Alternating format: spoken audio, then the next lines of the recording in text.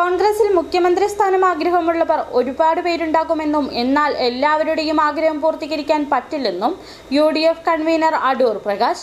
Party കേന്ദ്ര നേതൃത്വമാകും ഇക്കാര്യത്തിൽ അന്തിമ തീരുമാനമെടുക്കുക. ഇതിനു വിരുദ്ധമായ പ്രസ്താവനകൾ നല്ലതല്ല. ഇപ്പോൾ ഇത്തരം ചർച്ചകൾക്കുള്ള സമയമല്ല. ഒറ്റക്കെട്ടായി തെരഞ്ഞെടുപ്പിനെ നേരിടുകയാണ് വേണ്ടതെന്നും അടൂർ പ്രകാശ് തൊടുപുഴയിൽ പറഞ്ഞു. ഞങ്ങൾക്ക് അങ്ങനെ ഒരു പ്രശ്നമേ ഇല്ല.